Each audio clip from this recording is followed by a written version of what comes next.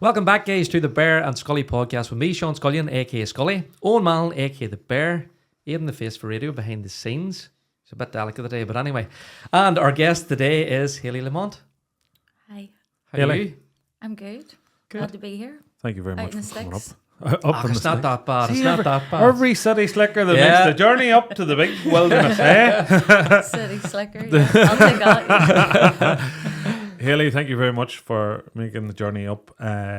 Look, the message we have here is an important one, but before we get into this, guys, this is just a wee trigger warning for any of that may find this distressing, may bring up some distressing thoughts in your own mind. We're going to include some links below. You can reach out. There's plenty of groups out there, and we'll have all the descriptions of the different links to the people that you can link in with. But Haileigh, thank you first and foremost for coming up to the wilderness. We'll not keep you up here in the mountain too long. Please don't. Haileigh, look, before we get into it and your message, we always tend to go back to people where they're from and Sure. who they are and things. So we'll go that way, and who is Haileigh? So I'm from Belfast. I'm one of the lucky ones that has been able to travel. I've lived in Australia and New Zealand. More recently lived in Glasgow. But I love Belfast, proud of being from Belfast. Glad to have come back and settled here now. The bit of stability. Going back to my childhood, kind of, maybe for others it's the warm fuzzy sort of intro, but for me it isn't, because obviously my childhood was full of trauma. It was weird there how you went Australia, New Zealand, and then we went to Glasgow. It was almost like I'm stepping back, getting ready for Belfast, and back into Belfast. But there seems to be, and I think this is very much a Northern Ireland thing. We always love to spread our wings, but the call of home always seems to be the way. You know, we do go and tell people to talk about where they're from and where they are, but your situation is very different. Yeah. It's not the same.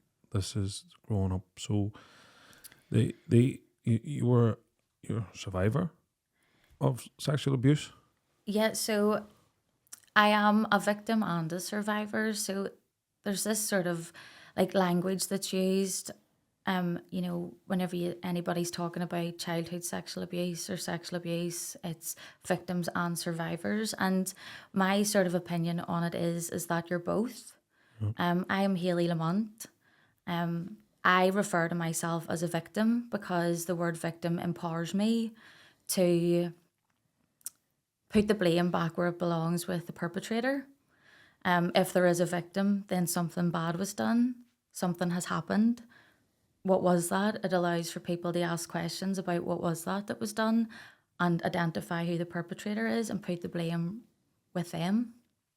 So I think there's almost like this kind of timeline of being a victim and a survivor, and it almost feels like you sort of graduate from being a victim to being a survivor, but you're always both because you were a victim.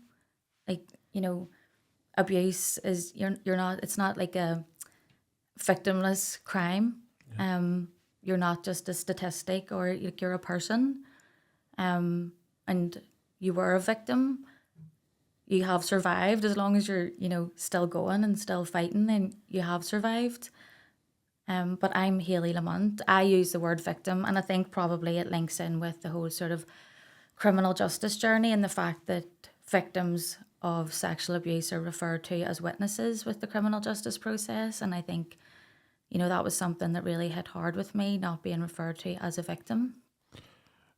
While you're going through the process, you are on the court notes as a witness, not the victim. Mm-hmm. So it's not like I didn't know. I wasn't aware of that. Obviously you've went through that process, but yeah. We're now. When did the abuse start? So it was my stepfather. His name is Tommy Harris, and I'm just going to call him his name. 100%. So he came into my life whenever I was about 5 or 6 years old. Very much started grooming me immediately whenever I reflect with my adult head on my shoulders. My earliest memory of the sexual abuse is whenever I was about 7 or 8 years old. And it continued right through until I was 18. So whenever I sort of turned 18, I used university as a way of getting out of the house. Thought I was free then, and, just bury that. You've got all this freedom now. Go and make up for all the memories that you were robbed of as a child. And then, these things have a way of popping their head up no matter how good you are at putting the mask on and, being defiant in the face of your abuser and not letting what was done to you have a negative impact on even more years of your life as you get older. But it did keep popping its head up, and when I travelled to Australia, that very much was a turning point for me. So I always admired the people that I met. So you meet, it's kind of like a weird setup whenever you travel so far away, is most of the people you meet maybe are running away from something or in search of something. And I remember, sitting in groups of people and they were sharing their stories, and I just admired them all so much that they had the courage to use their voice and get support from these essentially strangers who had become like best friends because we were all on this journey together. And I just used to think in the back of my head, if only you knew what I had been through. And I always, very much was the friend or the person in people's lives that people came to for advice and guidance, and very level-headed and very reasonable. And it just became where I felt so misaligned with the young woman that I was, that how could I represent certain things and give guidance and advice to other people whenever I knew, in my head, the way I looked at it was my silence was protecting a paedophile. And what changed then, Haileigh, that you had to speak out, or was it in Australia then that you realised that I have to do something here? No, I kind of realised in Australia, I'm going to have to go home here and face the music. But I think to kind of like take you on sort of a journey from childhood right through to that point. Obviously whenever the sexual abuse started at 7 or 8, this was a person in a position of trust that was doing this to me, and you don't know what sexual abuse is at that age. And I can remember whenever I think back to it, like how uncomfortable I felt in my own skin and how wrong it felt. And something that I really want to raise awareness about is that the shame that kind of comes with that and being groomed in the way that I was from him, which is very common in sex offenders and pedophiles. I knew that it wasn't right. There was never any violent threat to stay silent. So in a child's mind, it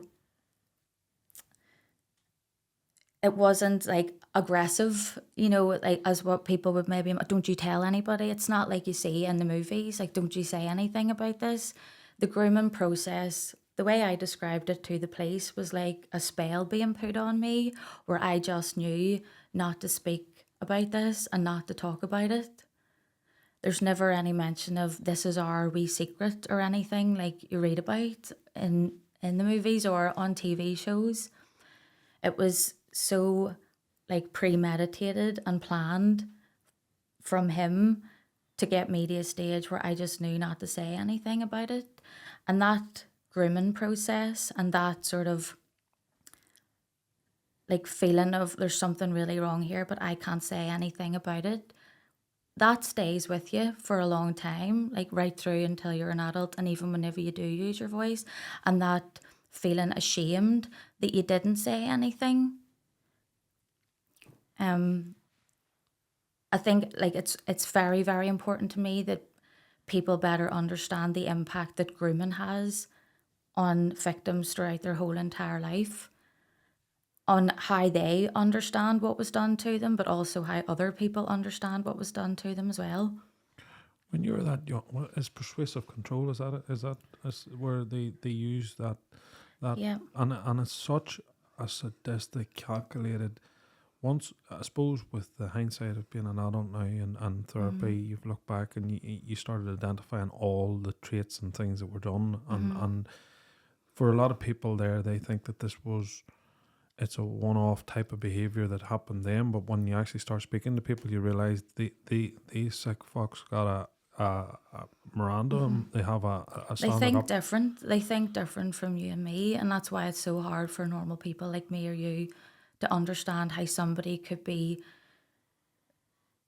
so calculated. Because was it not exhausting, like going out of your way so much to, isolate the person, isolate their family members from them? There's like love bombing, and I'm here to look after you now, and me and you have such a great bond, and you know it's so premeditated. Like there is an agenda from the beginning. I have went back and identified that. Like I can almost like remember certain things and how they progressed, even emotionally and psychologically, and then into like more physical and then sexual abuse. Did at the very start, you're so young. Were you aware then that this isn't right? Or did it just become like a thing? I can just remember like how my body felt and how frightened I was and ashamed I was, because I felt that it wasn't right in my body and I wasn't communicating that with my family.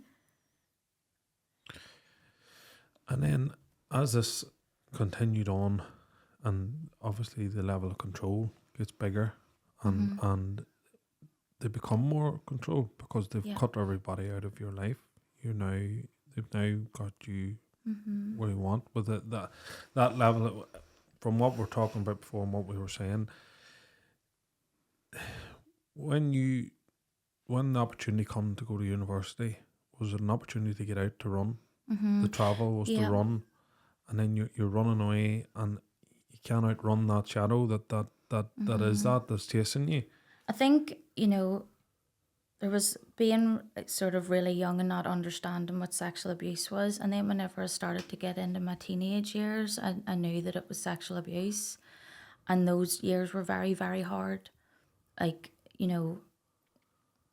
thoughts of life not worth living every single day with a plan and fantasizing about, well, if it gets this bad, if it continues this bad, I'm going to kill myself.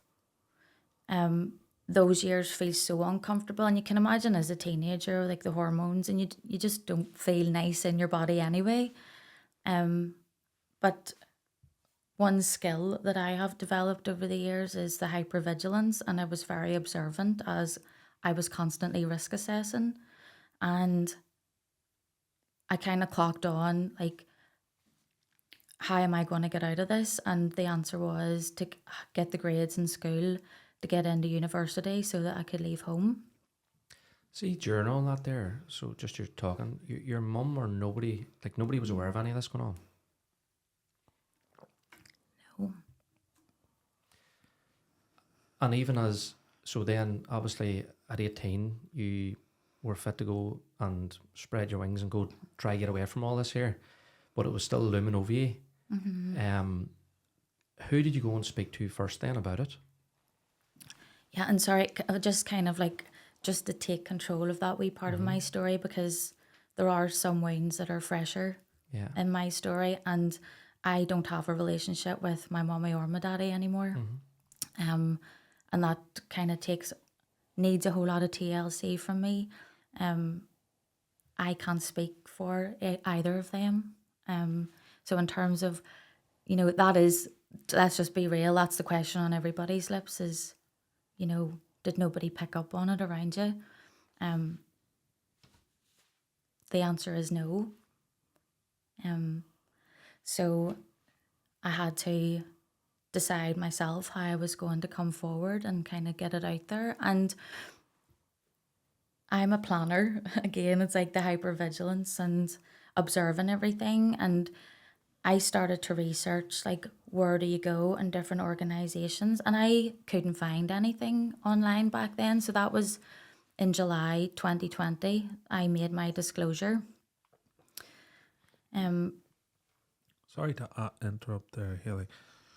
You now are getting ready to tell, and there's no clear and obvious setup signs that, and I know that the people are listening. That was in my head. Okay, so people just assume, all right, you go to the police. Do you rock into a police station? Do you go to a special unit? Like, Yeah. it's so hard. You have your whole life trying to bury this and hide this and thing. Now you're building up the courage, or sometimes not the courage. You just got so tired of it. It's time that the truth it's eating away at you. That Yeah. there's no clear like.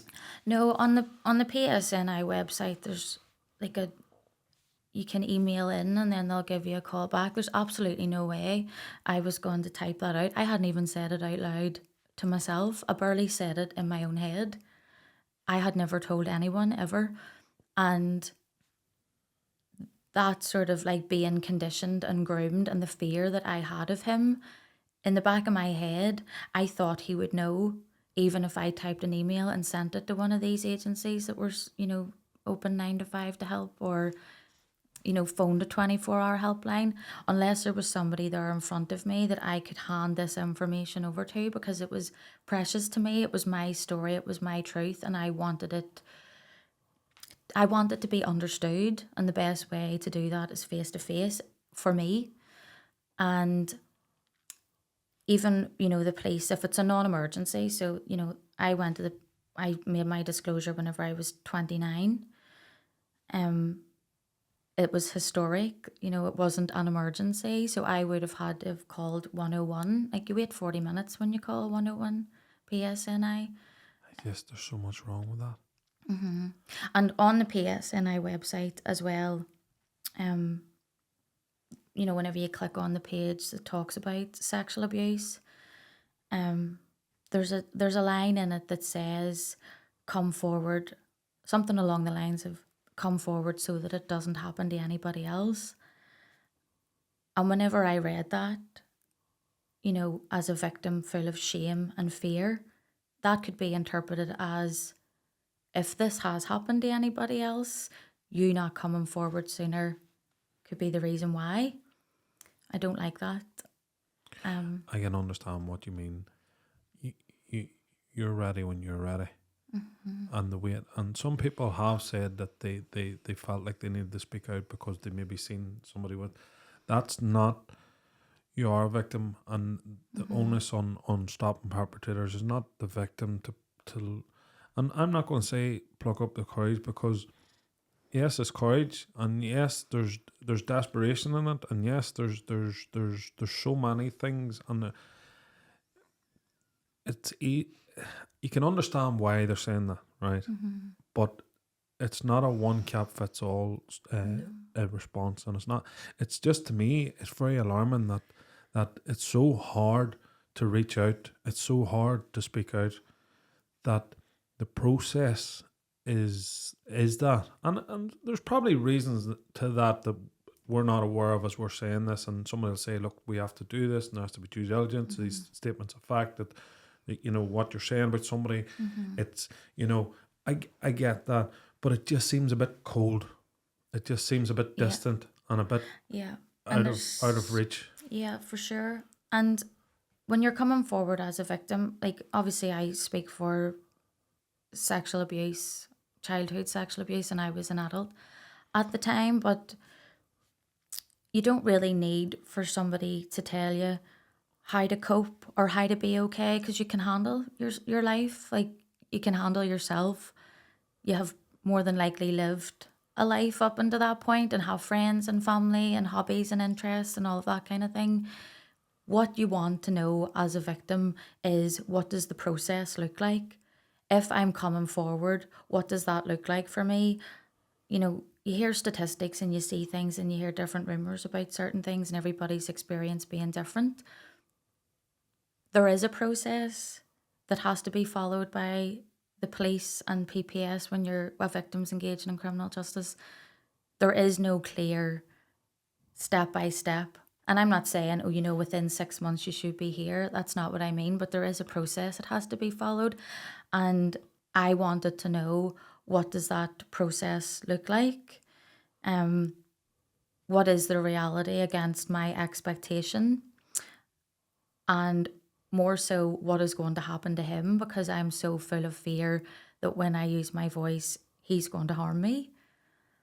There are agencies that do support victims, but whenever I was doing my research before I came forward, I couldn't find anything that offered, you know, we'll come and meet you in a private location and talk through like the support that's available to you and what you should expect. It is shocking. It is, and look, for a country that's steeped in historical sex abuse, and it's not like it's something that we're not familiar with dealing with. It's not like, you know, there's a dirty past in Northern Ireland, and you would think that the powers that be would put a structure in place where there's a bit of compassion, there's information, and the fact that when you come, they would tell you the steps in the process and what to expect and what would happen and the next steps and what would happen. Especially when you're living in the fear, you're still in the fear of that person. You know, they think the first move would be to reassure you and secure you and tell you, look, what was the actual process when that came around? It's just like picking up on what you said there, like the fact that it is almost vague. I very much believe, after I have been through the process, that it's almost intentional to keep an us and them, you know, like the victims and communities and society and criminal justice and PPS, because it's not good enough, and our criminal justice system, in my opinion, is not fit for purpose. And that I understood very much early on whenever I made the report, that it wasn't going to be what I expected. So I kind of concluded that the safest way for me to make my disclosure was to walk into a police station. That to me symbolised like being in a police station and police officers being around, that when I told them this abuse had happened, that it would be like, you know, like you see in the movies, like, let's go and arrest him now and We'll lock him keep you up and safe. throw away the key. Yeah. And the sad reality that's not, and I get that, because that's the way I would fucking feel about that. But what actually was then the process of them?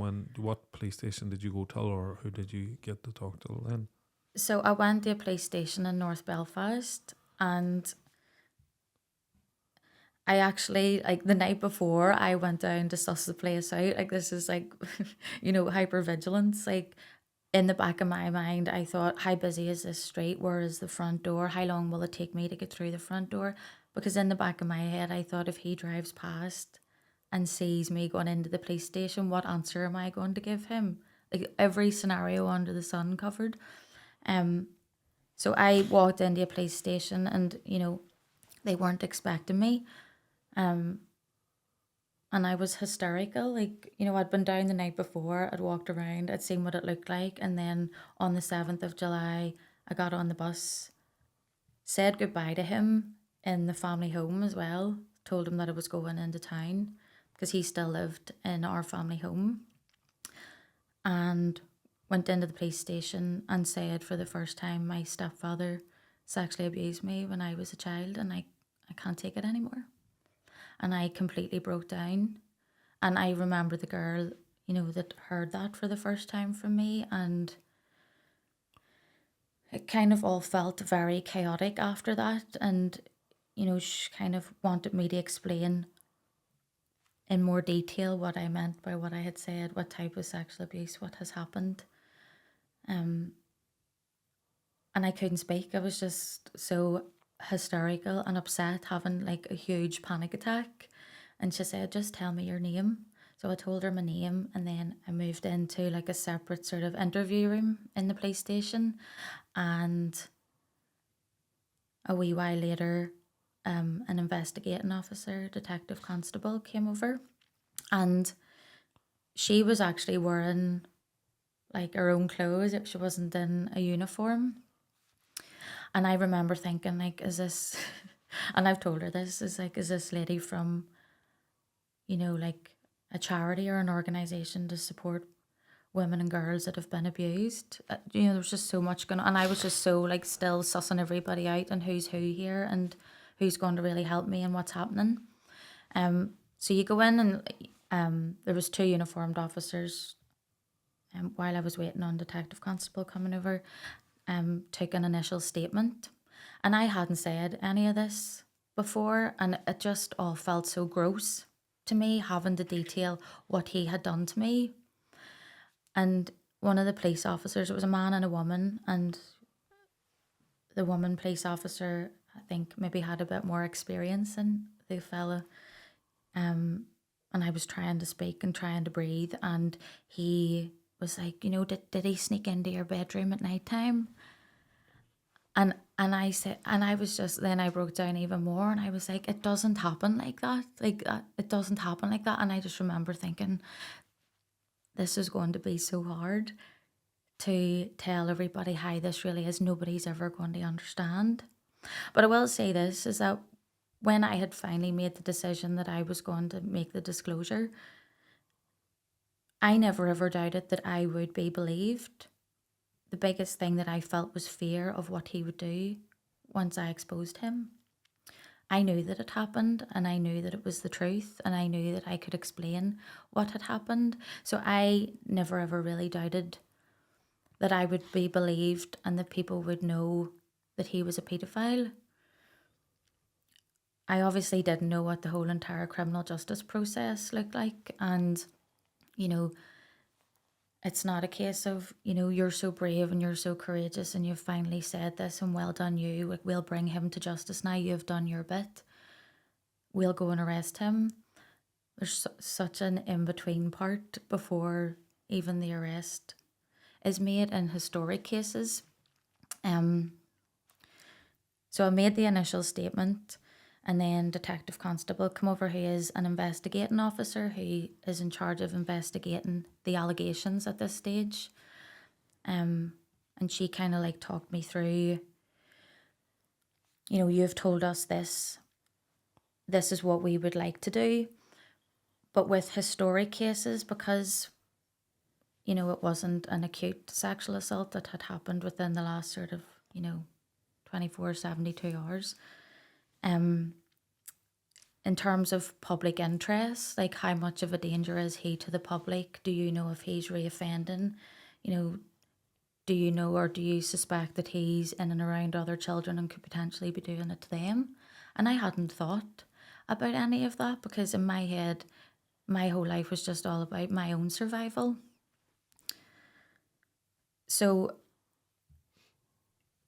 I remember the big, like, sort of police officer that was in charge that day come down to the interview room, and I was really adamant that he had to be arrested that day, because in my wee head I thought, he's going to know that I have told on him, even at 29, and being so like ready to take it on. By that stage I was ready to take it on, even though I was like full of fear. I was just, it was me or him. That's kind of what it came down to, black and white, and I chose myself. I said to the police, you have to get him away from my family home. If I go home tonight after I have been in here, he will know, like, it'll be very obvious that there's something wrong with me. And now looking back on what I know about the criminal justice process, we're obviously trying to qualify me or qualify him to be arrested because it was historic. So it just so happened that, and do you know what? I actually think it was maybe because I said I feared for my life, that if he found out that I had told on him, that he could potentially harm me. I think that's maybe what got it over the line. But yeah, there was a shift change with the police officers, and as the ones were finishing their shift, the new police officers were coming in, and they pulled the ones that were coming in to start their shift and said, like, can you just go up and do this arrest before you kind of start your day, your shift. And that whole process, sort of like that whole like figuring out what was going to happen next, took hours and hours and hours. And I have a younger brother who's Tommy's son, and he was in the house with him, and that kid means the most to me out of everyone and anyone in my life. So I was very aware that I didn't want him to see what was going on whenever Tommy was being arrested. So I asked if I could go up in a police car with 2 other officers behind the van that was going to go and arrest him. So we did that. And there's like certain wee memories and things that I remember from that day. Like the uniformed officer that took my statement kind of, I think, felt a wee bit helpless, and his role throughout the whole thing was that he went up to the vending machine and he bought like 5 Mars bars and 3 full fat Cokes and said, you need a sugar rush, this is a long day, this is a life-changing day. And also, whenever we were leaving, the police station and went out into the car park for me to get into the unmarked car with the 2 officers, I remember opening the door of the car, and obviously it's a bulletproof car door, so it was really heavy. And I just remember thinking, oh my God, I'm so weak. This day's just took it out of me. Like, I can't even open that car door. And then I realised like that it was just a heavier door, and all these wee things going through my head about like, because I really went into it, fight, like it's me against him, and I need to be fierce and I need to be courageous and not back down and tell them my story and make people understand what was done to me. And we drove up to our family home, and I sat parked around the corner, and the police went in and arrested him. Was there a defining moment before all this? So obviously you said it was 29 whenever you went to the police station, but was there a defining moment when till before that you were like, right, I have to go today or tomorrow? And is there something that stands out to you why you wanted to go and obviously speak about this? I think, like I say, whenever I was away traveling, like you do that self-reflection thing, and you start to think about the person that you are, and like it annoyed me and frustrated me and made me angry that I was a person that knew this about a paedophile and wasn't saying anything about it. And I started to feel really uncomfortable in my own body and my own mind.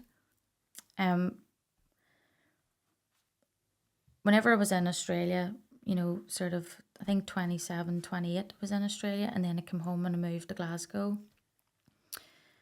That's whenever lockdown happened, and I think we all kind of had a lot of time to think about things and have the like breakdowns, breakthroughs, spiritual awakenings, whatever you want to call it. But that happened to me for sure in Glasgow, and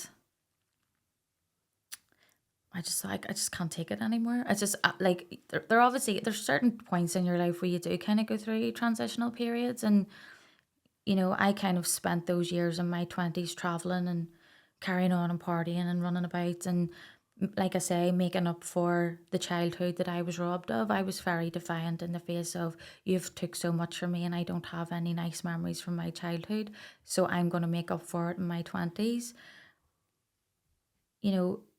As it got to the end of my 20s, and maybe it was the idea that I was turning 30 soon, and what sort of woman did I want to be going forward, it certainly wasn't one that knew something. And also, I started to feel really guilty as well, knowing what he was capable of and him having access to other people and other children. And my own friends started to have babies. And whenever I looked at them, I started to think, no way am I going to allow, them to be in my life whenever I know what he's capable of. Yeah. Haileigh, did anybody pre-arrest, was anybody aware about this about to happen? No. So it was. The one thing I've noticed about you, you like to calculate, you like to work things out, and when you were sitting there, this obviously for you was the safest way that you seen. You wanted to tell your story to police and be secure when you were there. Had you a thought process for what would happen afterwards? Were you going to sit down and tell your mum what had happened? Before actually, sorry, what did it feel like to know that they'd been arrested?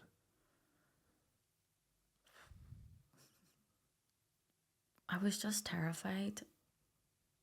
I thought whenever I went into the police station that day and said, Tommy Harris has sexually abused me, that the police would be like, we're on our way to arrest him.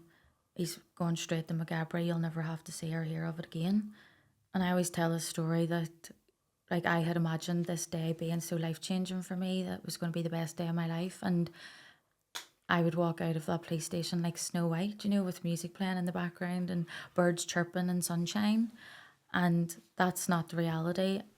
There is a process to follow. You know, when he was arrested, I thought, fair play to you, you've done it. I couldn't believe that I've done it. It was like an outer body experience, like walking into the police station. I don't know where that strength came from and where that force came from. I think like I had narrowed it down to black or white. It's me or him. And that's how I coped with that day.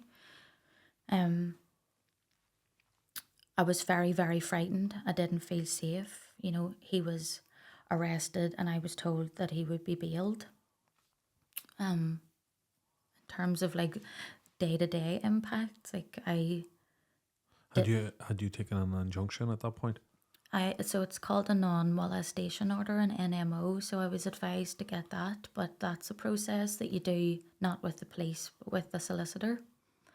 So that was another ordeal of having to explain what he had done to me to a solicitor to apply for an order, just to back up sort of bail conditions as well. See when he was arrested that night, he was obviously removed from your family home. So I'm assuming he wasn't allowed back to the family home. Would that be right? Yeah, he wasn't allowed back. Yeah. What happened following the arrest? Then you had to sit down and have the conversation. So it was actually the two police officers that had drove me up to the house. I couldn't even say the words. I just couldn't say the words. I wanted to go into the police station and say them once, and that was it done. Which I think is probably quite common in what you would expect, that you had finally had the bravery to use your voice, and is that not enough? And it's not enough. The two police officers, you know, I phoned my mum to come home. She came home and the police told her. You know, I told my brother then as well. And What age was your brother at the time? 14, 15. That can't have been easy to tell him about his father. No. That's the one thing that will get me, so I don't want to talk about him because, That's okay. No, that's fine. yeah, I completely respect that kid means the most to me. And like, if you think I'm strong, like he wipes the floor with everybody combined, like you say, to learn that and have to carry that from such a young age, like he's my hero. What was the conversation with your mother? Was there anger with you towards your mum? And I know that's probably understated, because I think anybody will be the one person that you want to stop that. I wasn't angry at her. I wasn't. And again, just to kind of like, for me to stay in control of that, because that's a very fresh wound for me. You know, the outcome and the breakdown of those relationships is not something that I had anticipated or planned or ever wanted to have to deal with. I wasn't angry. I I very much wanted to protect me, her, and my brother as a unit. You know, it's time for us all to have a fresh start, and he's been removed now, and we can all move on without him there, because he was just horrible. And what did your mum say when you told her? Well, I didn't tell her. The police told her. Okay. I don't want to talk about that. Oh, sorry. It's okay. no, I don't want to talk about that because it's too fresh, and there has been a breakdown in the relationship. And like I have found my voice whenever I went to speak up. I have used my voice. You know, he has been prosecuted, convicted, and sentenced. I am not here for sympathy. This is not me telling my story, you know, as a sad story. I wanted to be a message of hope. And I want to raise awareness, and that's why I'm doing this, because I want to raise awareness.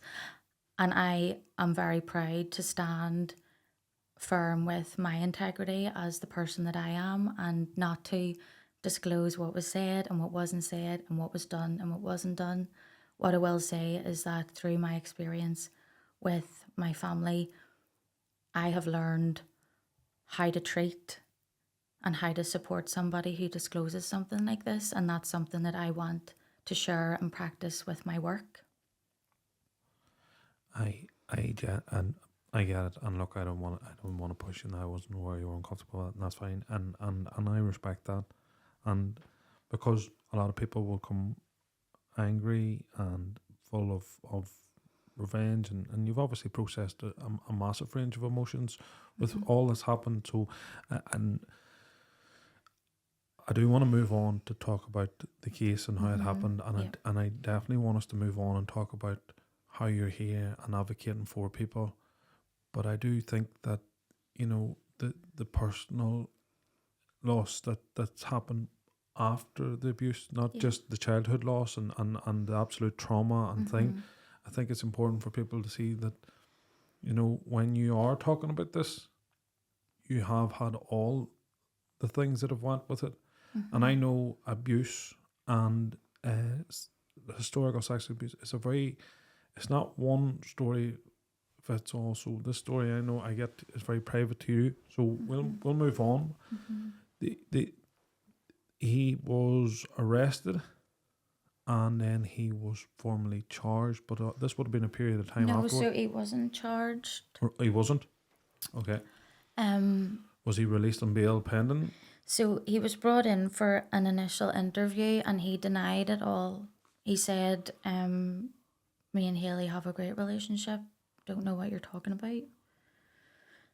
So he was bailed, and You knew that this is the road. The first thing you know the type of person he was and the control. no, I thought he was going to say, do you know what? She's ready to talk about it now. Like, she can't live with it anymore. I thought, because again, with the grooming, you know, the love bombing and the, you know, we have a great relationship, all of that sort of psychological abuse and coercion, I thought he, even at that stage, even though what he had been doing to me for all them years and the horrible man that I knew he was, even when the sexual abuse stopped, I thought he cared enough about me that when the time was, you know, when his time was up and I was ready to talk about it, that he would say, yeah. And that's, you know, that really like shows the impact of the grooming and the psychological abuse and the emotional abuse. And I thought there was that sort of understanding, even though it was never spoke about between him and I. He obviously just assumed that he had, you know, done a good enough job of keeping me quiet, that I would never speak out. But I thought the day that I did that he would hold his hands up. Yeah. But we know from previous experience, and I'm sure now with the benefit of seeing somebody and talking about it and reading and the level of study that you've now done on it, these narcissists, calculated, evil bastards, work on a different level.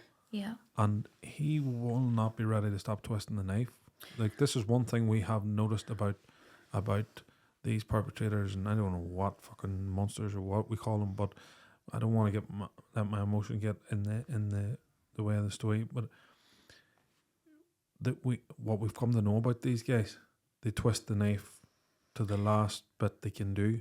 It seems that there is like such a massive ego. Like, I know, like, you know, what I learned later on in the process is that he just couldn't accept that he was a child rapist. He really like pushed back with those charges. And there seems to be this sort of like ego thing with him. He was, you know, aside from the sexual abuse and being a paedophile and a child rapist, he wasn't a nice person. You know, he was judgmental and homophobic and sexist. And I would say there's one thing I've kind of like, in my opinion, after like sort of reading different things, like there's one thing that all pedophiles have in common, and that is that they are psychopaths. Well, they definitely don't fucking go They've through no empathy, they have no compassion, they don't learn from their mistakes, they don't think about consequences, so they keep reoffending without thinking about how that's making anybody feel. They don't think what they're doing is wrong. I know this sounds so sick and twisted to say it. Yeah. In the way that they nearly paint themselves as the victim, that they've been coerced into this, and that they're that sick, and we've seen it before. They actually don't think that they've done But anything. I kind of, that's conflicting for me, and I know why you're saying that. They do believe that there may be potentially in a relationship with the child, or the child is also, I you know what I'm saying? I'm not even going to say it, no, but I know what you're saying. they do know what they're doing is wrong, and I know that because I lived with a paedophile for all them years. Like, I do know for a fact that they know what they're doing is wrong. It's very sick and twisted, and you know, there's things like the music that he used to listen to, music that he used to play to me, like Radiohead, Creep. You know what I mean? Like that, if you listen to the words of that song, it would actually make you sick, knowing what he was doing to me. He used to play like songs about getting caught by the police, you know, like how the police would come and he could get away with it. It was almost like he got a buzz out of that, having that control over me and keeping me quiet. It's such an ego. They do know it's wrong, and the amount of like premeditated, like the agenda, the work that goes in to perpetrating, they absolutely know what it is that they're doing wrong. Yeah. Well, what was the next step then? Was he charged after a period of time, or he was released on bail then? So he was released on bail, and you know Did that. you hear anything back indirectly? Yeah, so the detective constable phoned me that night, all on the 7th of July, and said Hailey's denied it. And I like felt so much pain in my chest. I just thought, I can't believe I've actually finally said this and he's denying it. I felt real heartbreak then, like real heartbreak pain in my chest. And I remember the next morning when I woke up, as soon as I opened my eyes, I remember he's denied it. And, you know, he was bailed, and what the process was that he was invited back in again for another interview. But when you are a victim of sexual violence, you automatically have to do what's called an ABE interview, which is an attaining best evidence interview. So it was being arranged with me that I would go and do that in maybe like a week's time. Once I do my ABEs, he's then brought in for a second interview where everything that I discuss in my ABEs and all of the allegations are put to him. But that next day, whenever I woke up and realised that he had, you know, remembered that he had denied it, I was kind of like, you know, right, what happens now? Like, what's the next step? What do I do? Who do I need to speak to? I thought everybody would want to speak to me and want to hear my side of the story, and let's get the ball rolling. Like, let's get this paedophile behind bars. And that wasn't the case. And I remember getting a notebook out and researching all of the different places that could potentially help. I got in contact with the solicitor. I phoned the police again to find out when the ABE would be organised for, if they had, any organisations that they could suggest for me to reach out to. Victim support was one of them. And I just got on the phone and started to tell people what had happened and what support was available. And that's kind of like how I dealt with the whole process. And the reason why I kind of like want to highlight that is that in order to stay engaged in the criminal justice process and win, and when I say win, I mean a prosecution, a conviction, and a sentence, you can't take your foot off the accelerator at all. You have to be proactive like that. You have to be like prepared to lift the phone and have your voice heard. And nobody tells you that at the start. And I don't know if it was because I had 10 years to prepare for my big moment of making my disclosure. The way that I done it worked. And I know that nobody kind of gives you that guidance and nobody tells you that you need to be like that. And more commonly, victims feel like because there is no immediate, oh my God, I can't believe this has happened to you. We're going to arrest him and you're safe now. And, don't worry about it. Like, we're going to get him in jail. You almost feel like, was it that bad? Like, is it that bad? Am I really being taken seriously here? And that's not fair, because yes, it is that bad. And yes, you do deserve to have your voice heard, and you do deserve like almost like the commotion that you think should come with making that disclosure, because it is so outrageously wrong that there should be more commotion made about it in society in general, but certainly within the criminal justice process. It's like, oh no, you just kind of take a couple of days and we'll be in contact with you, and you've just made a disclosure. You've just said these things for the first time in your life. You're not just going to sit back and kind of rest, especially whenever you know that the perpetrator's out on bail. So I went to do the ABEs, and something that I really advocate for is for victims to understand the importance of that ABE interview. So it's the interview where you go in and the cameras are up in the corners of the room and the plug sockets are the microphones, and it doesn't look like a police station. It was the Rowan Centre I went to. Okay. Up in Antrim near the hospital, and there's no like sort of, this is very, very important because this is your evidence. Nobody ever said that. Luckily for me, I had kind of, the person that I am, like, had kind of stored it all away in chronological order and sort of knew how I wanted to explain what was done to me and finally get it all off my chest. But no one ever really tells you that that's what you need to do. And in historic cases, there isn't any forensic medical evidence, to gather. Like,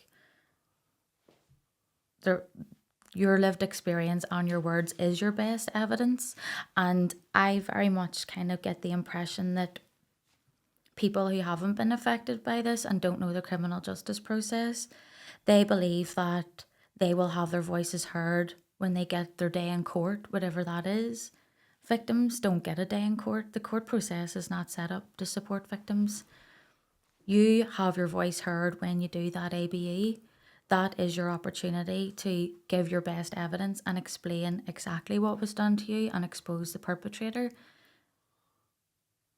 A lot of people, unfortunately, don't know that and go in to do their ABE and again think it's enough just to say the words. And then, the investigation file is completed by the police, sent off to PPS, and there's not enough evidence to meet the evidential test for a prosecution decision to be given to that victim, and they can't go back to you could do a review if you wanted to and go back, but then the defence team will just argue that So you just went back and added more on. is it important to be very detailed, clear? The more, it sounds, It's uncomfortable, like the Yeah. amount of detail you have to go into. but it does give a clear picture to prosecutors if they're sitting back and they're weighing up, because some of these cases don't get to court. You just Most of them don't get to court. It's like 20%. Is that right? There's like a 20% statistic. 1 in 5 cases is brought before a court. So the statistics for 2021 and 2022, so 1,573 sexual offences files were received by the Public Prosecution Service by the police, to the Public Prosecution Service by the police. 622 of them were rape offences. 256 were decisions to prosecute. Of 256, 72 were dealt with in the Crown Court. I don't know what dealt with. Like when you translate that, I don't know what that means. But 72 were dealt with in the Crown Court. I think the others maybe were Magistrates Court or Youth Court. Of the 72, now this is originally 622 rape offences, down to 72 heard in the Crown Court. 47 of those were convicted but not of rape. So that means that the defence teams have argued and the charge or the offence has been lowered or lessened. Out of 622, 21 were convicted of rape.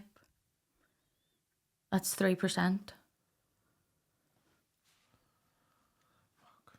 Now, Are these historical? no, that is all sexual offences. So that is like child abuse, rape, assault, sexual assault by penetration, sexual assault, image-based violence, all of that stuff. But there's so much that goes into that. Now, on PPS's website, it actually says that the overall conviction rate in Northern Ireland for those years is 72%. So I don't know if they, like how they're calculating that. Is that a combination of what's being heard in the Crown Court, the Magistrates and the Youth Court, and its convictions of all sexual offences? But whenever you break it down to 622 to 21 convictions, a 3% conviction rate for what the alleged offence was. And then you see the sentences they get. Well, we'll go into that now in a minute. But so you'd went for your interview, and when you'd done that, you went to the Rowan Centre. When you'd done that, then there's a period of time then before they get the reader to make their decision. Did they make the decision then on the strength of that till charge? So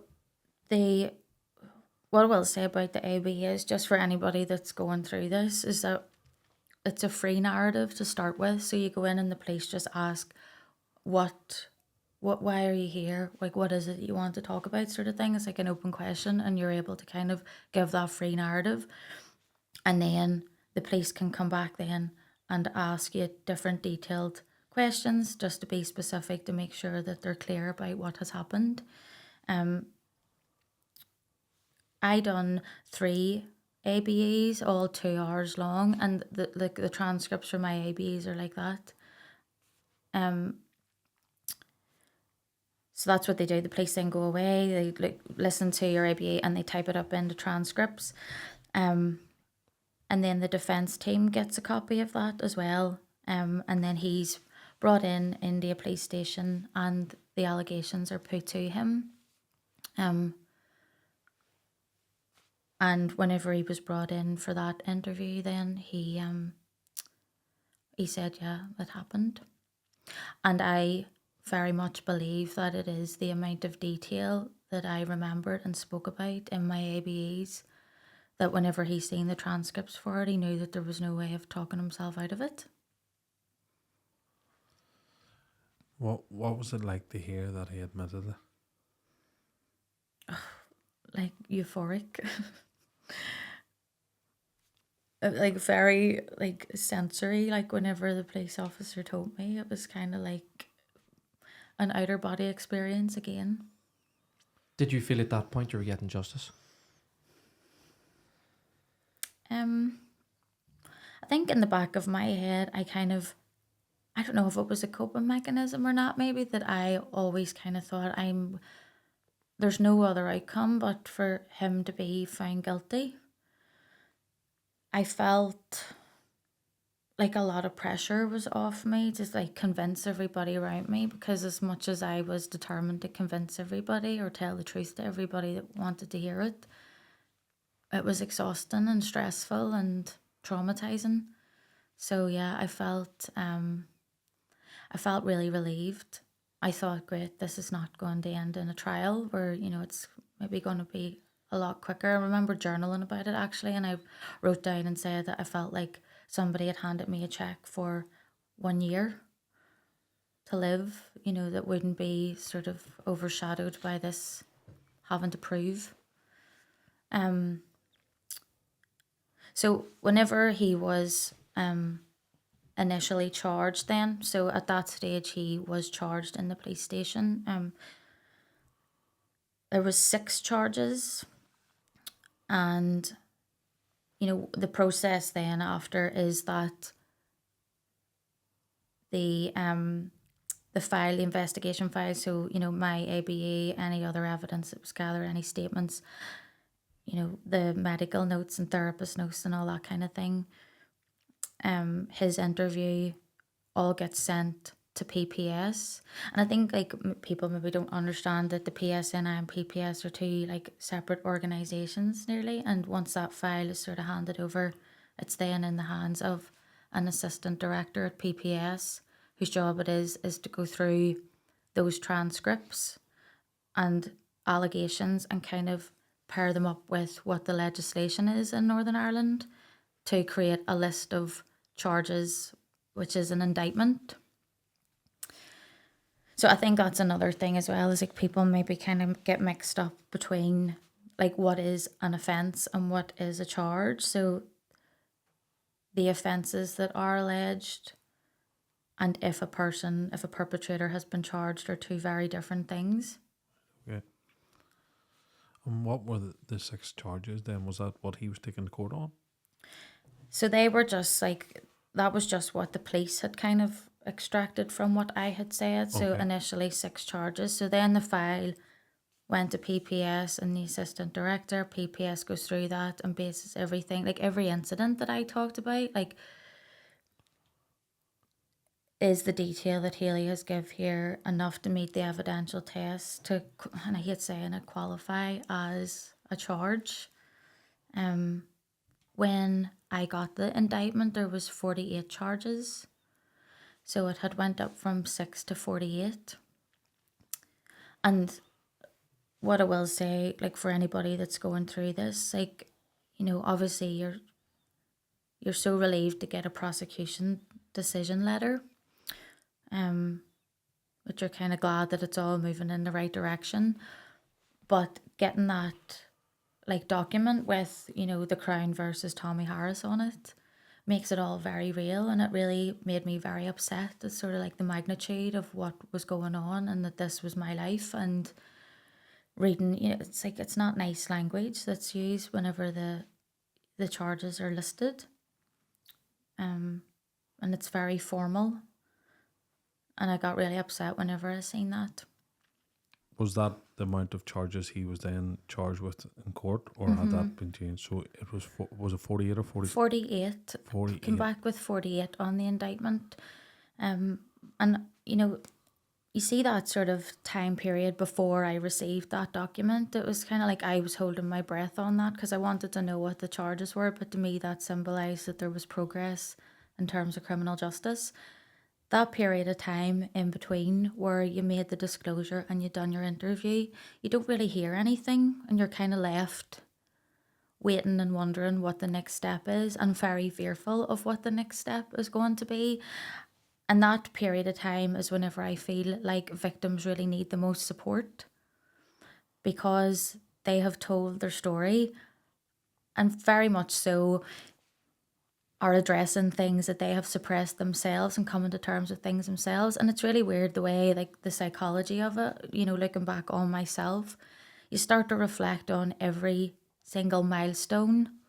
And there's a sadness that comes with that, because you realise that there was always this dark cloud sort of over every happy memory. And, even the happiest days of my life so far, they weren't, because there was always that in the back of my head.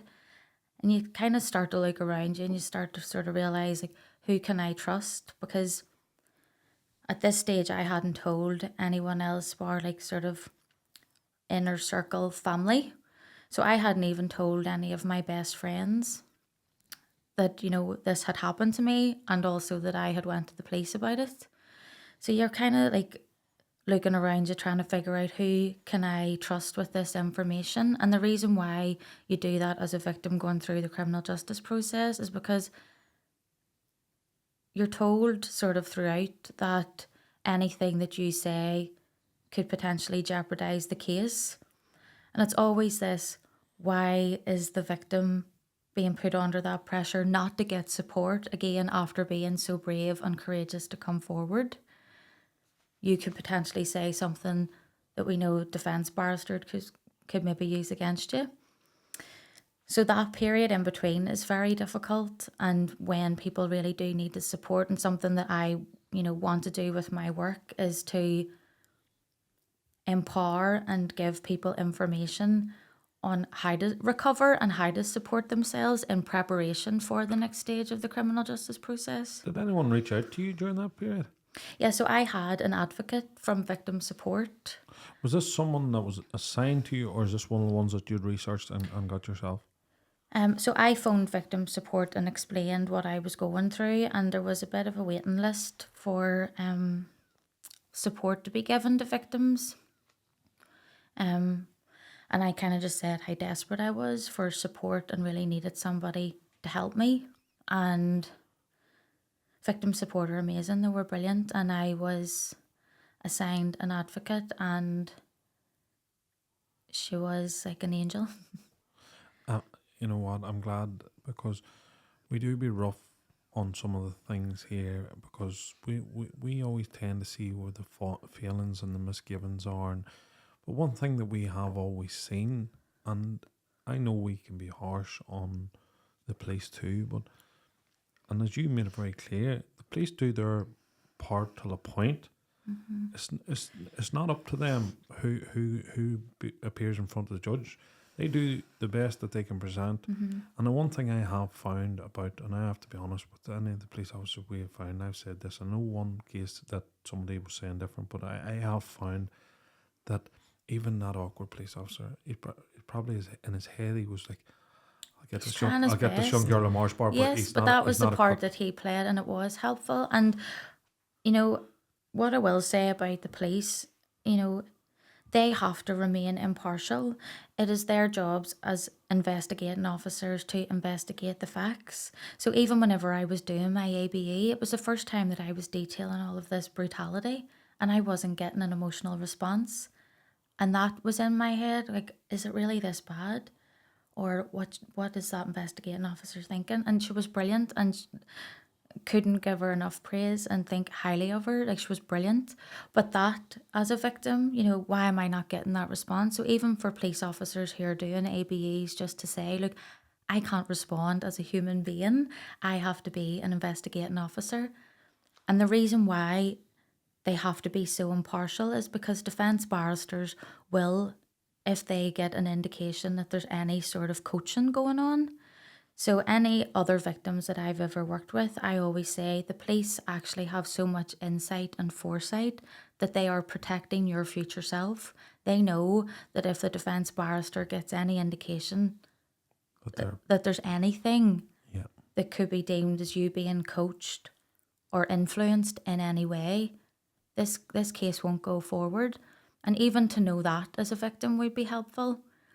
the police have to just investigate the facts. It's not that they don't believe you. And, you know, any of the PSNI that I have worked with, they are very open to learn what a victim's perspective is, and they do want to change, but there is, I think...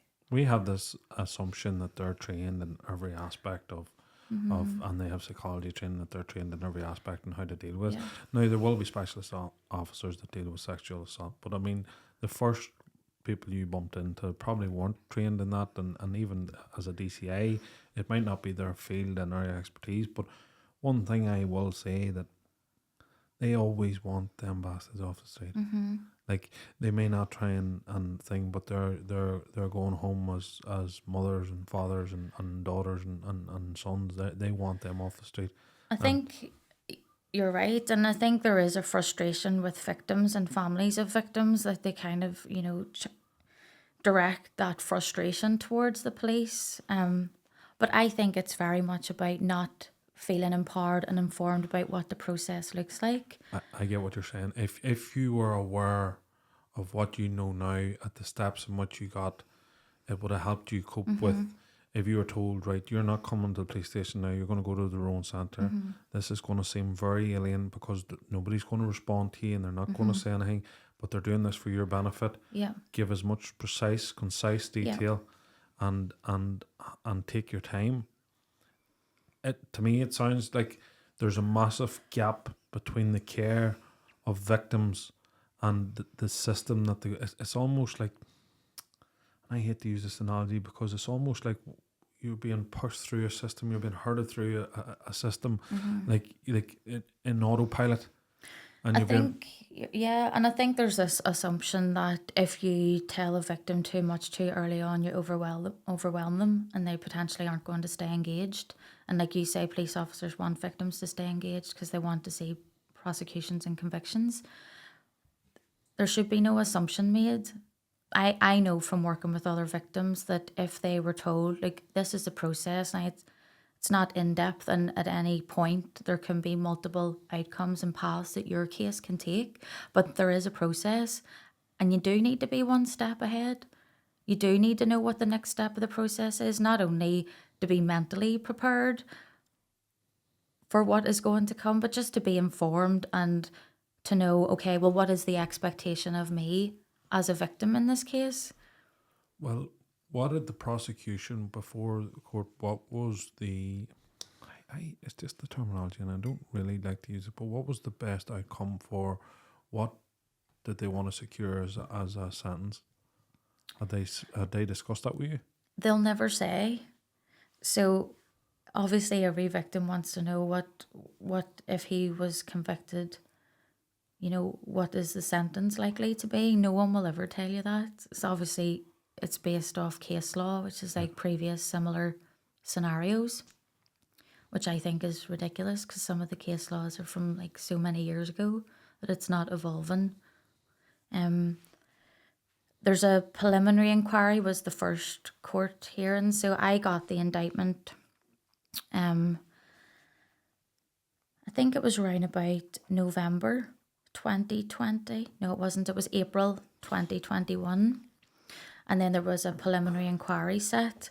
Now, there's something called an attitude hearing. And I don't know if it's before the preliminary inquiry or in and around it. But that attitude hearing is basically where the defendant, who is the perpetrator, can say like what their sort of response is going to be and where they kind of stand. What is their attitude towards the charges against them? And even that, it's all very like pussyfooting around what the defendant wants and how the defendant feels, and you know, what is your response going to be to this? Not a very qualified and educated and experienced assistant director of PPS has read the victim's transcripts and has decided that you are fit to be prosecuted based on the evidence that they have give. You know, surely that's enough. Somebody in that position working at the Public Prosecution Service to be able to say, there's enough evidence, the evidential test has been met on my case, 48 charges, but we'll bring you in and let and ask you what your attitude is towards this. Now, I didn't know about the attitude hearing until I kind of went on to research and work in that sort of field to help others. There was a preliminary inquiry. Now, in my case, he had admitted guilt in a police station in front of police officer investigating the case. Like, it was recorded. That investigation file was sent to PPS. So I thought at the preliminary inquiry it was going to be, right, okay, the attitude is, he's admitted guilt in the police station. We're going to avoid a trial. He's going, whenever it comes for his plea date, his arraignment, he'll be saying guilty. And he didn't. He said not guilty. So it is allowed for perpetrators, defendants, to stand in a court in front of a judge and all the formality and, all the wigs and gowns and, a prosecutor who represents me and his defence barrister and him, even after admitting it to a police officer in a police station recorded, he's allowed to go into court and say not guilty. So he had changed his plea. He was no longer admitting guilt. Yep. So then that changed the shape of everything. That was. So I think that's very tactical, and this is where you get into sort of the area of how ruthless defence barristers can be, and also how unfair the system is, because, like I say, victims are told you could jeopardise the case, don't let this information get into the wrong hands, you don't want a biased jury if this goes on social media, you want to protect your position as a good witness in this case. But it's okay for defendants, perpetrators, to have a whole legal team advising them, here's the tactics. If you say not guilty now, this is so traumatizing for the victim that they could potentially drop the charges, make a withdrawal statement. Now, obviously there is, scenarios where PPS can continue on with the prosecution without the victim and witness. But how unfair is that a defendant is allowed to sit down in consultation with it was King's Counsel, barrister. Is that to improve his bargaining for his plea deal? Well, yeah, because in court, like I said before, it's not a process that is there to support a victim. It is that there are two stories, and who can tell that story best?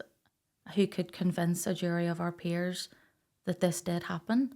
And obviously in sexual violence cases, what his defence or her defence is, as a perpetrator, that very much is considered whenever the evidential test is being looked at with PPS and that assistant director that is deciding if they're going to be prosecuted or not. So I think it's very tactical. It's all about intimidating the victim, just putting extra pressure on. We're not going to admit guilt now. We're going to argue against this, and we're going to make you take the stand and have to be cross-examined and give evidence, and all of the horrendous stuff that comes with that. It's completely to try, I think, to intimidate victims into disengaging, and then, no prosecution, no conviction. Well, then what happened? You went to court then? So, the preliminary inquiry happened, not guilty. I just couldn't wrap my head around it. I actually remember saying to the assistant director in my case, so basically they're saying that what you have done in your work is not good enough because you have decided that he should be charged and prosecuted for 48 charges, but they're saying that no, that's not right. Are you not offended by that? I remember having this conversation with her. And the next step in the case is for an arraignment, which is where he gets into the dock and says guilty or not guilty. So what they had done was there was a certain amount of charges at that stage that he admitted guilt to. And I think it was maybe half. I think it was in and around half of them. And the rest of them he was saying not guilty to. And I just thought, even how is that possible? What is the reasoning behind that? And like I said before, it's this sort of ego or like label of being a child rapist. He was saying not guilty to the attempted rape and rape charges. And you know, the sort of like the way it was explained to me was, you know, if he continues to say not guilty, even if he says not guilty to one charge out of 48, we will have to arrange a trial because, you know, even with one not guilty charge, you have to go to trial. And there is like a probability thing that jurors, I think, are informed of before. It's like if, you know, based on likelihood that if he's admitted guilt to these ones, then he probably did do the others. But still the thought of me having to go and give evidence on all of the charges and, you know, take the stand and be cross-examined, that was all going on in the back of my head. So he was arraigned. He said guilty to half of them, and then there was another sort of court date that was set. But in between that, it was adjourned maybe 4 or 5 times, and that is a real frustration for victims throughout this process, is that it keeps getting adjourned, and your whole world has been flipped upside down. Your day-to-day life has been flipped upside down. You're still not allowed to talk about it or shouldn't talk about it. You know, the thought of going to therapy, and now this whole, you know, like very recently, like third-party notes being requested by defence barristers to go through and look for discrepancies in disclosures. So you maybe aren't reaching out to get support because you're afraid that your therapy notes are going to be read out in court. Another violation. So the adjournments keep happening, and what kind of is going on, you know, like this whole court process, it's almost like set up for defence barristers and prosecutors to flirt with each other. Nearly, that's all about them. It's all this counsel to counsel arguments, and I'm not saying like the people specifically in my case, it's a systematic failure. But all of these sort of like counsel to counsel arguments that are going on in the background, where is the opportunity for a victim to say, hold on a second, it's my case, it's my life, it was done to me. When are you going to ask what my opinion is on all of this? Why are these decisions being made about charges potentially being dropped and charges being lessened and things like that? And were you ever consulted in that? So I asked for a consultation. So all victims are allowed at a certain point to have a consultation with their prosecutor. You requested that because you're aware of this research. Was this made readily aware to you that you could request this? No, and the defence barrister, in my case, actually said in one of the court hearings that I was proactively and uniquely involved in the process. And I just thought, is it that rare that a victim wants to have their voice heard? No, it's not. But the whole entire system stops people from feeling like they have a voice and stops people from feeling like they can ask the questions. I remember like phoning, it's the Victim Witness Care Unit, who are, you know, part of the PPS that sort of deal with communication with victims and witnesses. And every day I phoned and I used to say, you know, it's Haileigh Lamont, I'm being a melter, and I knew, like, I didn't care if I was being a melter. In my eyes, it was just, you've got one shot at this. Yeah. Who cares what anybody thinks of you? The bigger picture sort of thing. But there's the defence barristers, there's nothing off the table. They are fucking ruthless guys. Brutal. So then after all the adjournments, did you get it?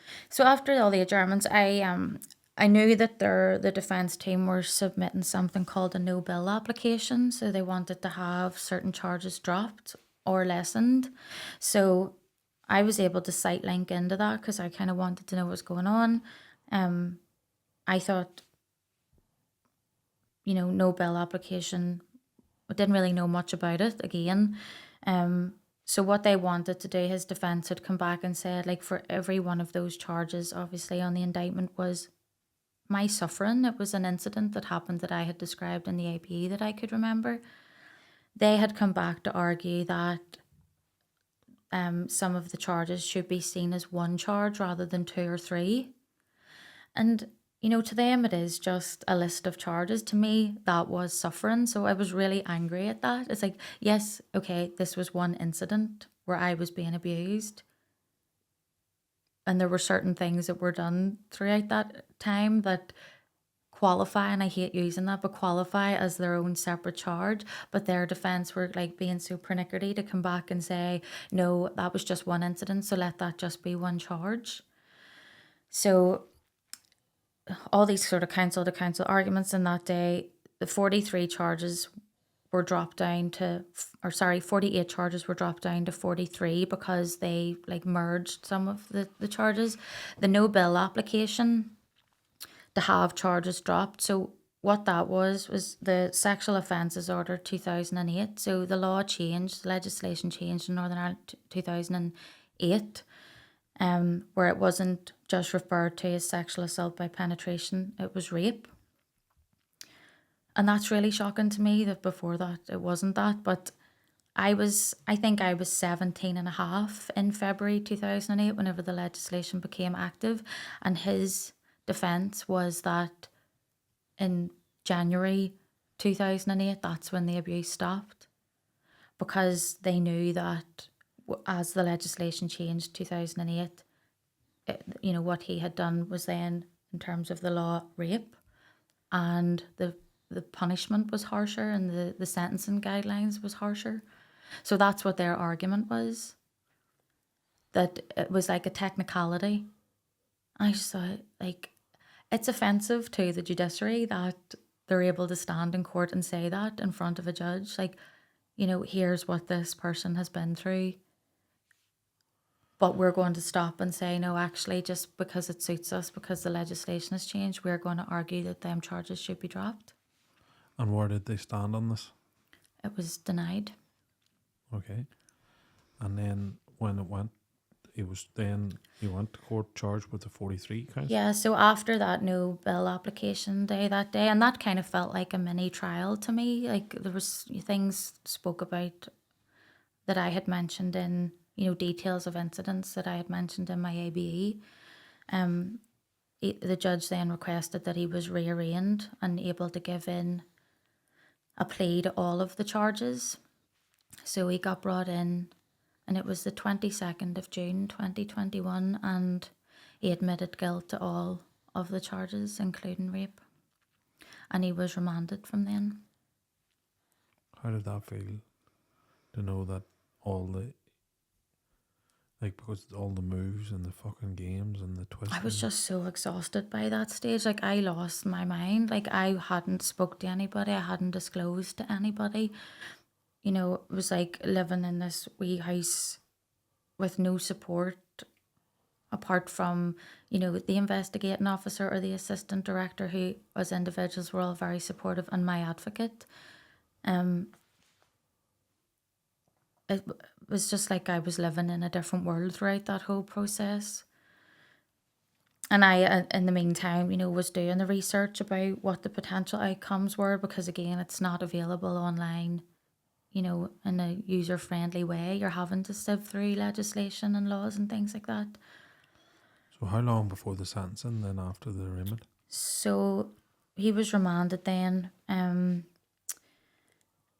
and he was sentenced on the 5th of November, so from June to November. But it was adjourned 3 times. It happened on the 4th. And the reasons that it was adjourned was that, like, his sort of like pre-sentence report hadn't been done.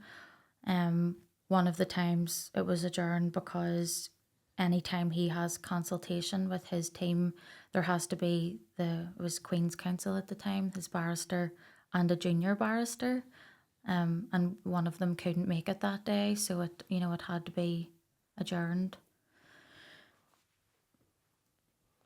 So much time wasting. It sounds like time wasting. Yeah, it is time wasting. A lot of it sounds like it was to wear you down. It absolutely is to wear victims down. Like that's not a system that's set up to provide justice for victims. It's not. The criminal justice process is not for victims, and I very much advocate for, like, justice means different things to different people.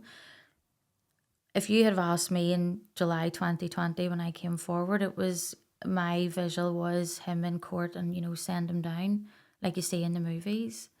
my justice now is recovery from this and the complete bliss and euphoria that I feel every day, that I do feel aligned and that I did stand up to him and that he's not going to get away with it. The criminal justice process is completely defendant-centric, in my opinion. It's to allow for defendants to prove that it didn't happen, not for victims to be supported. How long did he get? He got 16 years, And how long of that does he have? 8 in jail and 8 on licence. Do you know, for someone that steals your childhood, I'm going to be honest with you in a way that I've heard some of the fucking bullshit sentences, and I'm sure no amount of time would repay what was happened. But that's more than I wasn't sure there, because fuck me, we've heard of some ridiculous. We heard of a 7-year-old child being raped and they got to serve a concurrent. So the judge obviously, you know. So my charges, he sentenced him based concurrently as well. A lot of the charges of mine were something called specimen charges. So a specimen charge is this offence happened every other day for 10 years, but you're not going to put in whatever every other day for 10 years is the sum of, so it goes in as a specimen charge. So they have like more of a sentence guideline, I think. You know, there was actually arguments in court that day where the defence barrister was piping up a wee bit about the sentence, and the judge kind of shut him down and said, do you want me to do this concurrently or not? Because we can do it the other way. And it'll be like for each individual charge. I never get this. I could never understand the concurrent situation, because I'm going to tell you this here now. If one person went out and done one of those fucking charges, they deserve every bit of the time they get. Yeah. And because they're a repeat offender, they lessen the time with each charge. Does that make? Do you know what I'm saying? So if there's 40 sentences of 2 years, that's 80 years. If you went and done, you got 2 years for. If you done one of those things, you would get 2 years. But because this person's done this collectively, they don't get. They don't The get it. sentencing's shocking here. It's outrageous, and I don't know. I'm one of the lucky ones because he actually got a custodial sentence. Like, it's heartbreaking, and it's just not good enough. And especially because I know the psychology behind and have kind of like really delved into. How did you feel when he got the 8 years or 16 years? See, to be honest, that day in court, there were so many mess ups. Like, there was so many things that went wrong. Like, it was the fourth adjournment, and the judge actually said, like, this has to go ahead. This girl has to get justice today. Like, this is the 4th day that she has been here. It was due to go on ahead in Laganside at 10 o'clock in the morning, and the van arrived from Magabry, and he wasn't in it. So somebody had made a mistake at jail, and he wasn't in the van that takes everybody to court. And see, in my head, whenever I heard that, I thought he's escaped or something's been set up for him to get away. Like, that fear's still in me. And the judge, like, fair play to him, said, like, go back and get him. So it was like really late in the day by the time I got into the courtroom, and you have to sit and listen to, the prosecutor speaking and the defence barrister speaking, and then the judge and what his conclusions are. And then also the victim impact statement. So in my case, the judge had requested for me to have a victim impact report done. So that's done by a psychologist, and that's like a real intrusive experience as well, because it's like trying to quantify what was done to you, and they ask you questions that you never really thought of yourself, or you kind of thought, I thought that was normal, and maybe on reflection it's not. So the victim impact report goes to the judge, but you can also submit a victim impact statement, and that's for you in your own words to detail the impact that it has had on your life. And I actually requested that I could get up in court and say a part of my victim impact statement. And it's something that I have kind of done a bit of campaigning for since then, because I was told no, I wasn't allowed to do that. And it's something that you see everywhere else. Like it's very symbolic, and it's not even so much about the words that you would be saying. It's the fact that you're using your voice in a courtroom in front of the perpetrator. It's almost that old school that comment from "you'll have your day" in court, Yeah. but you don't get it. You're not allowed that. And the defense came back and, contested it, because they said that they didn't want for any further evidence to be brought into court. But I had sent like a draft of what I wanted to say for the attention of the judge, so that he could read it and say if it was okay or not. It's just kind of like I say, symbolic to say in court, like, you haven't got away with it. For your mentality, Yeah. the sentence is going to happen. The case has happened for. It's more for you It's and your your closure recovery, and yeah. your start to say, look, Yep. I'm not going to allow you this, because this is the one thing that it's the power of the control, the fear that he put in you over them years. It's one thing to have that and stand up, and you've stood up and you went to the police, but just to have that moment where you can say, I'm not going to let you control me the rest of my Yeah, life. and I think it's very, very important for victims, because most victims want to remain anonymous. Afterwards, they're not going to do what I done. And just sort of on that point, like, the reason why I chose to, do a news story about it, on the day of my last ABE, I was told that because of the severity of what had happened, that, there would be journalists in court and it would be covered in the press. And that really like scared me at the start, because I thought, well, I don't want for some journalists to tell my story. So then I started to sort of think about how I could do it in my own words, and I kind of wanted to control the narrative. So even like, the pressure of there being journalists in courtrooms, and, your story being told. There's a thing called jigsaw journalism, which is actually an offence, pretty sure. But if a victim can be identified through a news story, like with the amount of detail it's given about the perpetrator. And it's really daunting for people that don't want anybody else to know. For me, I just thought, I have no shame anymore. Like, I very much always kind of coped in my head by saying the blame belongs with him, and I want to expose him for what he has done. So I did do the BBC story, but for those like who go through the process and get to court and, there is a conviction, they're going to leave court and maybe never speak about it again. So why not allow for victims to stand up and have 5 minutes and say what they want to say?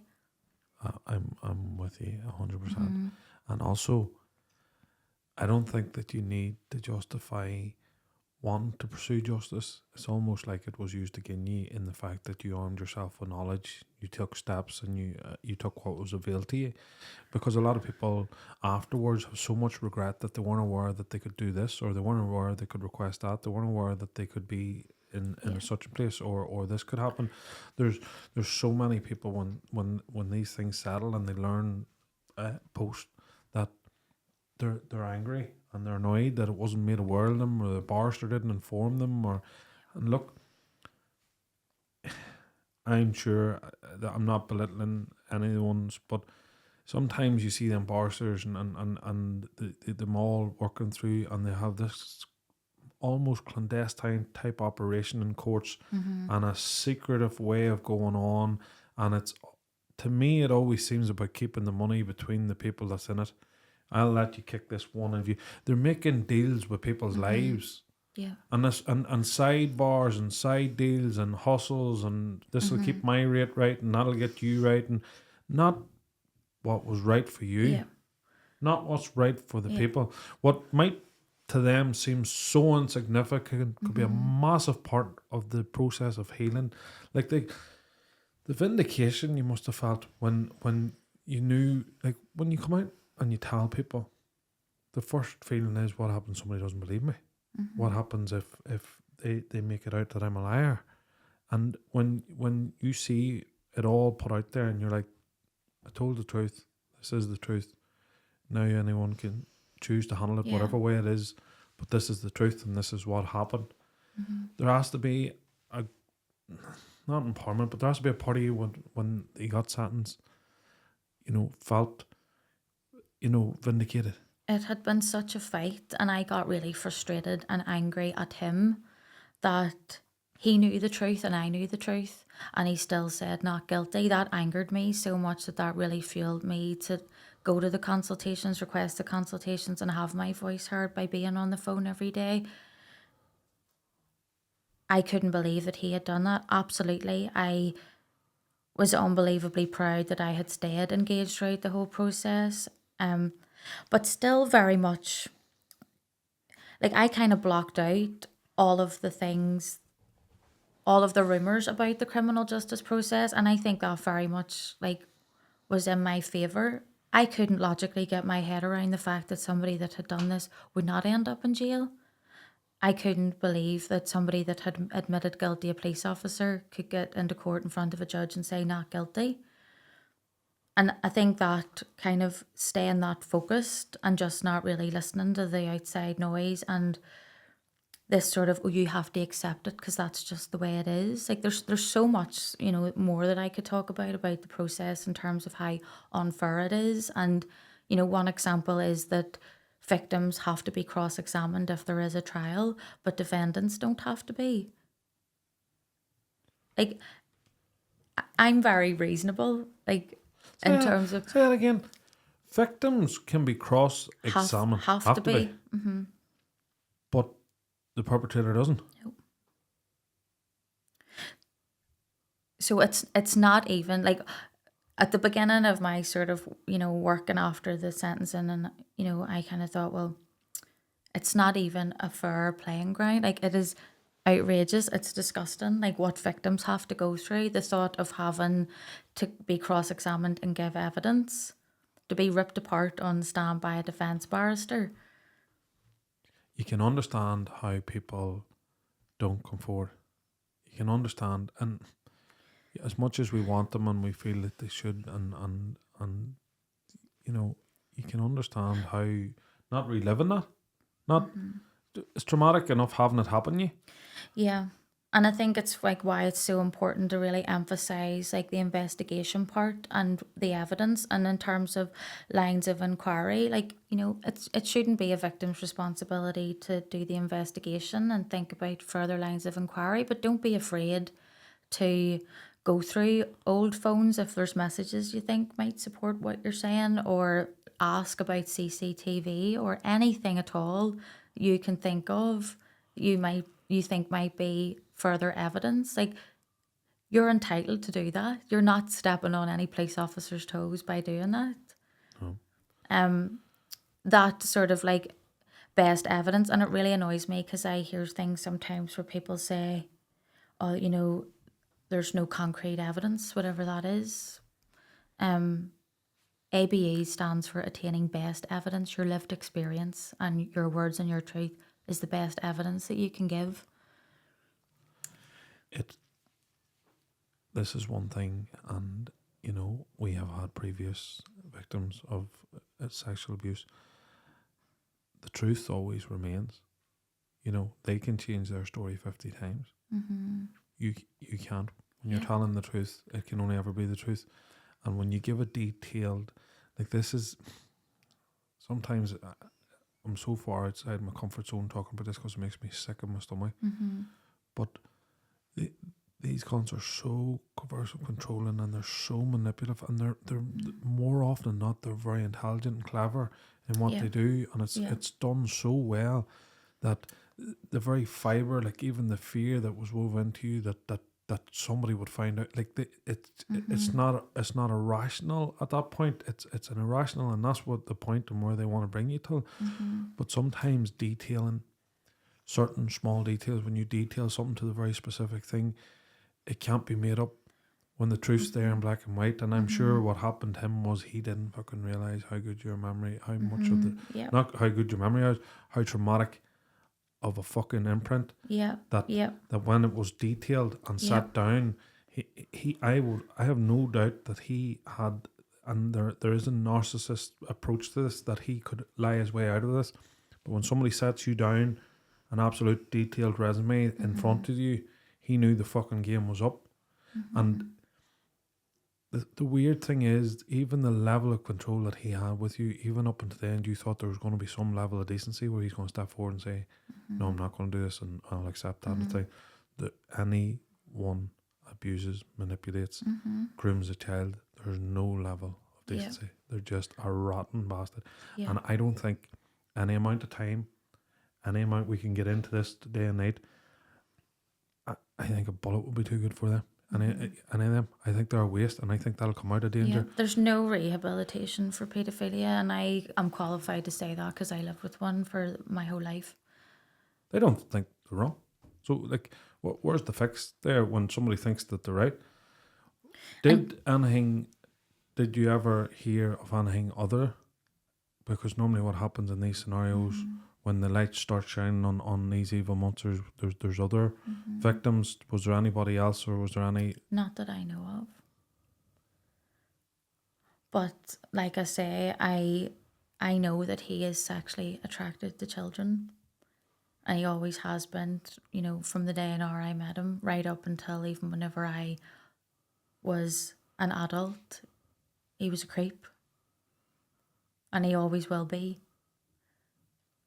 Sexually attracted to children. So, you know, even when he does the time, when he gets out, he's always going to be a child rapist, and he's always going to be capable of that.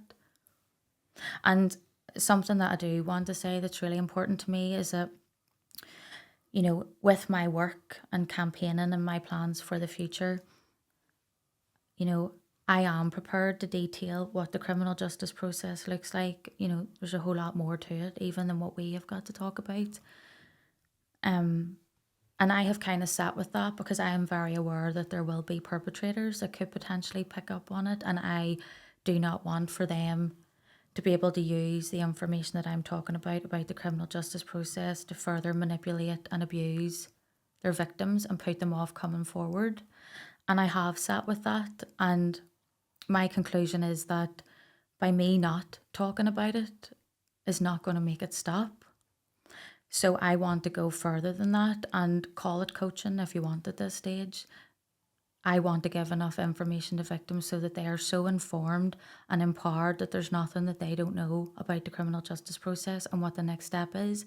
And I want for any perpetrators that would be listening to think, oh, she's talking about the criminal justice process and how she won her case. Well, it also sounds like it's very traumatizing for victims. So it will not make my victim want to come forward. I'm also going to continue to campaign and make sure that victims and our society and communities know and are informed and can support each other. That you don't need a prosecutor or a judge to say guilty or not guilty, because we know it's just the whole systematically it's not fit for purpose. There is no justice as it stands. Justice is in recovery, and justice is in us as a society united with all of this information to rebuild lives and support each other and love each other after abuse. Well, it was very much in my mindset when we were discussing this, the intricacy of the criminal justice system and how hard it is to see it. But you know something, if I had have had this conversation about something else, not this here where it evokes that much anger and emotion in people, sitting and listening to that, the fact people want to talk about justice as scales, they're already loaded the other way around. So if you're there, and I wouldn't call, to be honest with you, if I thought somebody's proactive in an hour case about something, I'd be like that. They've got a niggle and they're going through it. But when you want justice and you want to see a fucking child rapist put away, I don't care that it's been researched. I don't care that you now know the system and you know that the dice is loaded, that you're leveling it out by not, I wouldn't call it coaching, but I would definitely call it preparing and making sure that they can't use mistakes, and it is mistakes. If you didn't give a detailed, you didn't realize that I should say that I felt uncomfortable continuing on detail, because this could happen.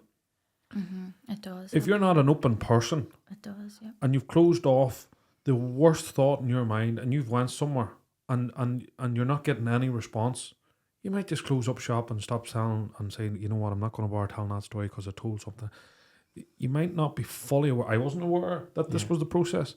You might not be fully aware of the detail required, the process and what you have to do to get justice. And we're not talking about a conviction, to get justice, to get people to hear the truth.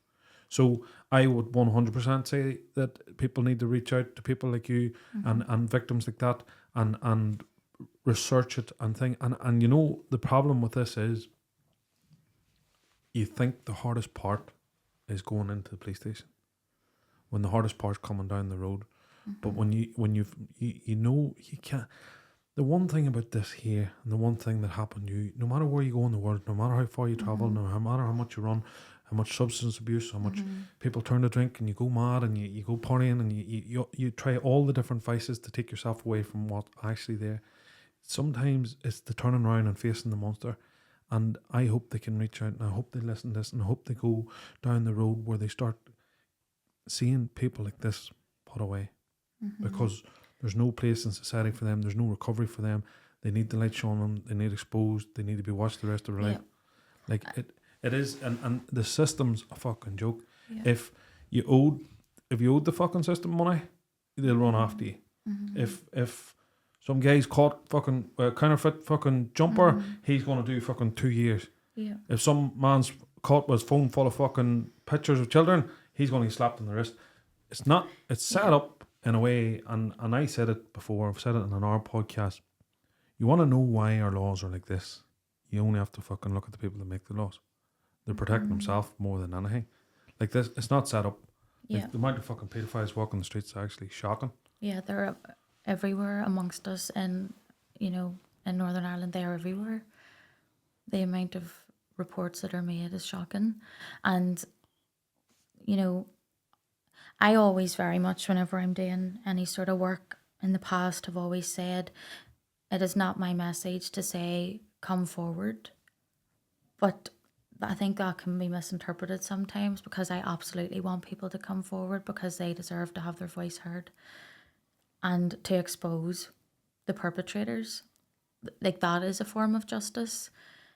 I want people to be informed when they come forward, to know what to expect, because it's so hurtful and it's so traumatizing, and it affects your life so much that you need to be careful about when you do it, how you do it, how you approach it, because, like I say, it's so in favour of the defendant.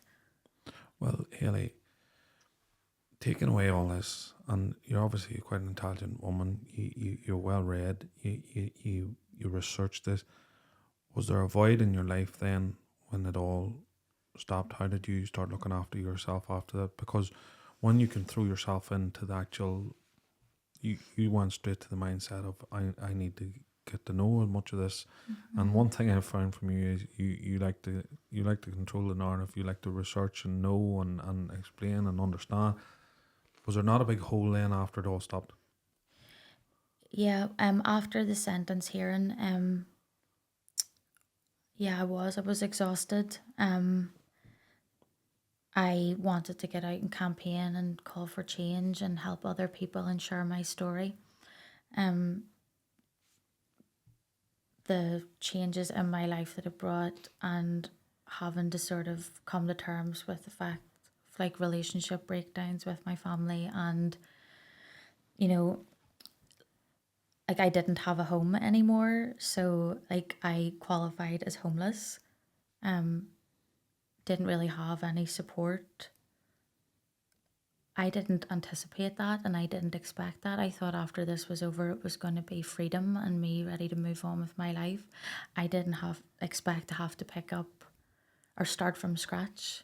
So I have had to spend the last 2 years rebuilding my life on my own, with the support of my friends and some others. But And again, it's not about sympathy. It's just I hadn't anticipated that. So I would have loved to have been campaigning and fresh out of court. And, you know, this is, you know, my life now. And this is behind me. And I can start fresh in terms of I've done it. You did it. And you got him. There has been a lot more that I have had to deal with. And I don't particularly like talking about it. And I know you can tell I don't really like talking about it. Like I say, it's a fresher wound. And also, I don't think it's very common. I think my story is bad because of like the impact that it has had on other aspects of my life. But I don't want that to be something that maybe puts other people off coming forward. And what I will say is that, you know, being optimistic is that I have accepted the changes in my life are permanent now, and with that acceptance has brought great clarity for where I want to go in the future and what I want to do, and it feels really great. And yeah. Well, I think you're a very brave woman. There's a lot in that. You're so sensitive to that. You think people would be sympathetic or that you're brave, that you've had to do, because you've steeled yourself in a personal protection way that you want people to see the work you're doing, and they will. But don't be afraid of a slight bit of vulnerability there, because you have lost a lot from being a victim. And it's absolutely awful that and to me, and it saddens and it hurts me that you weren't rallied around, you weren't picked up, you weren't hugged, you weren't protected. But you're so resolute in the message you want to deliver. But I would say going forward, just be delicate with yourself too. It's all right to be. It's all right that these vulnerabilities will creep in, and it's all right to reach out. Absolutely, yeah. I mean, I think like vulnerability is my superpower, that I was able to come forward and detail it the way that it did happen, and then to go on and tell my story on the news and things like that. And certainly with any other victims that I work with, like there is a vulnerability. Like in my personal life, you know, I've been to therapy and I do all of the work, and I journal a lot, and I'm soft and gentle with my friends, but In this, well, look, yeah. Haileigh, I think there will be people that will reach out to you. Yeah, And I hope so. I mean, my plan is to sort of launch my own organisation where I share what I know about the criminal justice process, but also how to support somebody that has been through something traumatic, mental health, the impact, families, disclosures. There's a lot of stuff that I can cover, and I've finally got to a stage. And I would say in this year where I feel like I have accepted a lot, and I'm very clear about what I want my content to be and what I want to kind of put out there and how I want to support people. And I suppose it does feel really good that out of all the bad and all of the heartache, that I'm in a position now where I can say that I'm going to use it for something good. there's no doubt in my mind that you're going to make someone's, and this is the sadder reality of this, is that someone's awful journey easier, and you might help them obtain justice where they may have missed it, if it isn't for the knowledge and the experiences that you've had. So and it's such a glimmer and it's such a curse in the same time that that is the reality of that. But I'm really glad that you chose to come here and tell us this, and I hope that even if the person doesn't reach out directly, they do what you've done. And they've researched, or they've listened, and they've felt now that they have the power with the tools to do the practical side of what's coming. Because I'm a very practical thinker in things. I'd like to know the workings, how things happen, where some people may be like, I don't want to know that much detail because I just want to be pushed through this, and that's fine. That's their journey. But I want to thank you very much for coming on, because I hope that there's people out there that'll take the strength from this and take bastards like that out the street. Yeah, me too. Thank you very much, Haileigh. Thank you very much, Haileigh.